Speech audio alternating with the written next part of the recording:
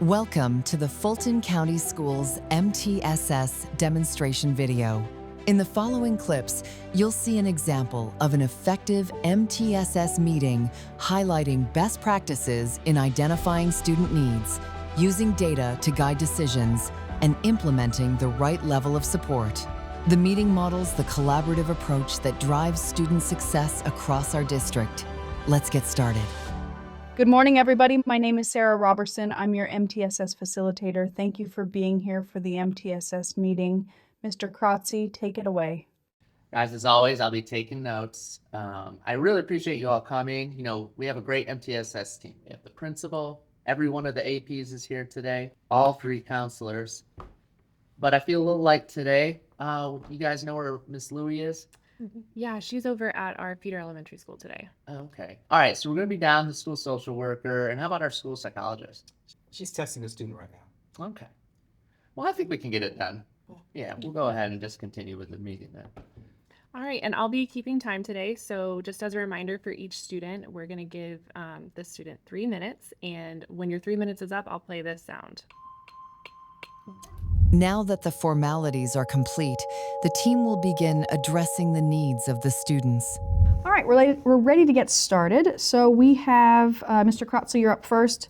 It looks like you have continue all supports for the following students. You have continue all supports for Minnie, Mickey, Pluto, Goofy, and Daisy, but you do have an immediate discussion needed for Abigail. So before we hear from Mr. Kratzy, does anybody have anything they want to share about Minnie, Mickey, Pluto, Goofy, or Daisy?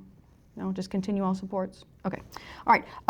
So Mr. Kratzy, I know that Abigail has been having some attendance issues, so what is it we need to discuss? Yeah, you know, Abby's been really struggling getting here. Unfortunately, her grades are suffering because of it. She's just not able to keep up with the work when she does arrive. So after the last meeting, we decided that our school social worker would reach out to mom, find out why she's missing so much school. And thankfully, Lisa was able to get a hold of mom. Mom shared that she's been sick. She has the doctor's notes. But something about what she said, the school social worker just felt there were some inconsistencies. So she started taking a look at the doctor's notes, asked mom to send them. And something looks a little wonky about it. You know, Lisa shared with us she had to take the older sibling because of their attendance to court. And we're starting to see the same pattern. We need something for Abby. She's failing. She's not able to make up the work when she's out. I mean, let's be real. She's a new 6th grader. This is not easy in general. So we need a little bit more help. Okay. Okay, so let's think about the problem-solving model. The problem is she's not attending, and it's impacting her ability to complete her work. So next is, what are we going to do about it? Have we set up a meeting with the social worker, the parent, and the teachers? I have not. Okay. I was wondering, Claire, you're the 6th grade counselor. Lori, 6th grade AP. Have you guys talked with the teachers? Has anything been happening with that? Yeah, so I've been in touch with the teachers, and it sounds like they have been reaching out via email, but they're not hearing back from mom. They're getting pretty frustrated because, you know, the student's falling behind. I would be happy to reach out and set up a meeting. You know, I find that having a work cell phone has been really helpful to get in touch with parents via text message, so maybe that will work for Abby's mom. And then I was also thinking of having her mom sign a release for the doctor so that if we are having suspicions about her sickness, we can get in touch with the doctor directly. I love that idea. And let's be sure the school social worker is there. Since they already started that relationship, let's formalize that a little better. I think that's a great idea. As demonstrated in the clip, the team worked collaboratively to develop a strategy to address the attendance issue impacting Abigail's grades. Collaboration is key to addressing issues. Let's take a look at another example as the meeting continues.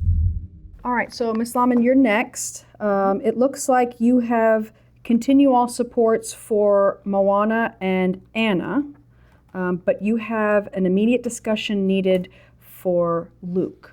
I know that Luke is in Tier 2 for math. Could you tell us a little bit about what the teachers are saying, what your concern is? Yes. For Luke, we need to look at his most recent iReady diagnostic in math, since that was just redone. So I thought that since Radhika is the one who looks up our data for us, if she could go ahead and share what his most recent diagnostic score was. Okay, and I do have Luke's scores right here. In his most recent diagnostic, he was at the 30th percentile, and then his fall diagnostic showed that he was at the 14th percentile. So he has made significant progress between the fall diagnostic and the winter diagnostic. Great, so that's good information.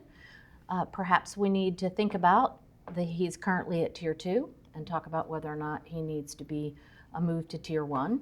Okay. The teachers have said that he's doing well, or the math teacher said he's doing well in math, and his grades are looking good. Okay, and I also checked the FastBridge progress monitoring, and he is making progress with his math progress monitoring in FastBridge. So I think it would be appropriate going from 14th percentile to 30th percentile, and he's doing well in the math class. I think we could move him down to Tier 1 in math. Isn't 30th percentile still a low score? Well, he is technically out of the intervention range, and he is doing well in his math class. So we can put him down to Tier 1, see how he does. If we need to put him back in Tier 2, we can do that as well. Okay. As demonstrated in the clip, the team utilized Luke's performance data and feedback from teachers to recommend moving Luke from Tier 2 to Tier 1, and the approach was collaborative. Let's continue the meeting and see more examples. All right, Ms. Mills-Barber, you're up next. It looks like you have continual supports for Tigger, Stitch, Ursula, Bruno, but you have a brief update for us for Hannah. I know that she was out of the country for a short while, so what is your update? Yeah, so I love to share something positive about the kids. So ever since they came back from Haiti, her attendance has been great. Like, she's been coming to school, doing good. So that's something positive for her. Yeah. Great. And I know she was receiving Tier 3 interventions for math before she left, and her RTI teacher was really excited to have her back, so we should have some updated data points by our next meeting. Okay, good. As demonstrated in the clip, the update on Hannah did not require much discussion. The team will continue to observe Hannah's progress and make adjustments accordingly. Let's see more examples. Okay, so Mr. Pinnock, you're next. It looks like you have continue with all supports for Aladdin, Rafiki, and Abu. Did anybody have anything to share about those three students? No? Okay. You did mark, Mr. Pinnock, brief update to share for Zach. What is it that you wanted to share with us today? Zach's teachers have raised concerns about his behavior. Okay. He has numerous PBS minor referrals. I am aware there was a Tier 2 behavior meeting last week. Yes, we had that meeting last week. Okay. So after that meeting, it was decided that we were going to do the mystery motivator for Zach. And I asked Dr. Kidd to sit with him so he could fill out the forced choice reinforcement survey. Do you happen to have the results of the survey? Okay. So I pulled him last week, and we had a good chat, and we went through the survey, and the top two things that came up were independent rewards and consumable. I asked him to kind of elaborate on that, and we had a conversation about it. Specifically, he wants more PBIS points. He wants to leave school early. Okay. Wants to be able to chew gum and then watch soccer during the school day. Okay. I didn't make any promises. Okay. Okay, so we do want him to be engaged, and we want him to, go for his rewards. So I'm not sure if I'm comfortable with all of those, so maybe we can talk about as a team, what are we comfortable with in terms of what reward could he get if he meets his goal? The gum?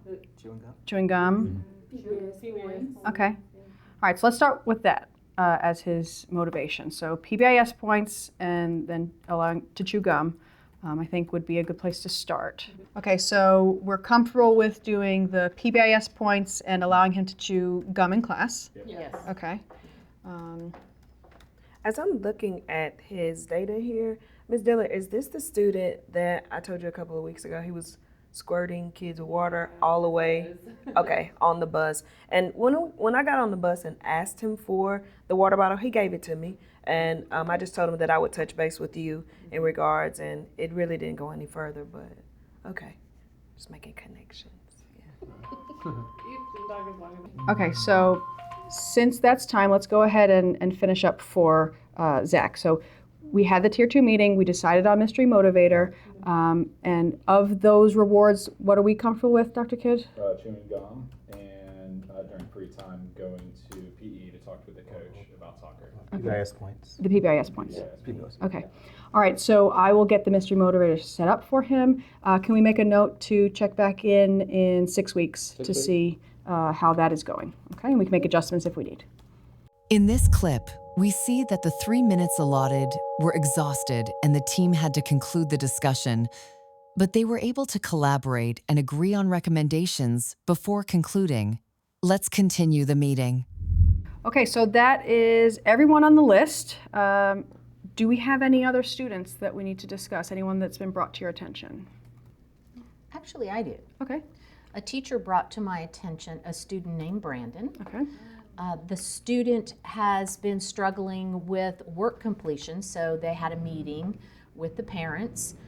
He's a couple of his classes he's failing, and so the parent had originally said something to the teachers about him having an IEP. So we panicked a little bit, checked into it, and he did not have an IEP. He had EIP services in elementary school. Okay.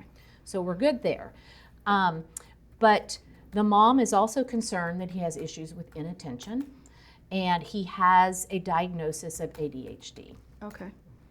And so the teachers are concerned and wanted to bring him up, possibly to be on our MTSS. Okay.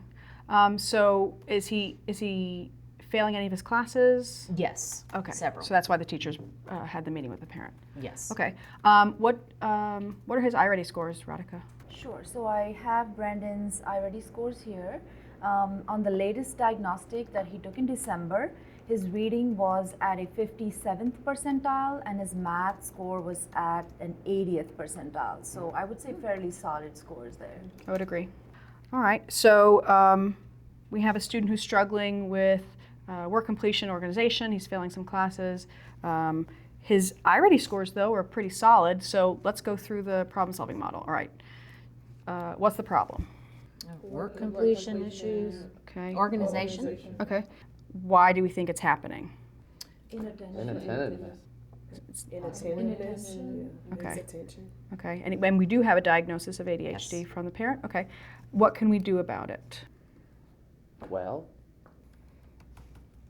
thoughts on maybe looking at a 504? I think that would be appropriate. I can reach out to the parent to see if we can start the 504 eligibility process, start that evaluation, and maybe if we start the 504 process, he has an accommodation plan, we can see how the accommodations work, and then if we do need to put maybe a behavior intervention plan in after that, we can do that. But I think we should start with the 504 eligibility, reach out to the parent and get that set up first. So let's do that. So I can set up the 504 eligibility meeting with mom and the teachers, and then we'll probably need to check maybe 4 to 6 weeks to see the progress, to see if those accommodations have been helpful for him. I'll make a note for that in a minute.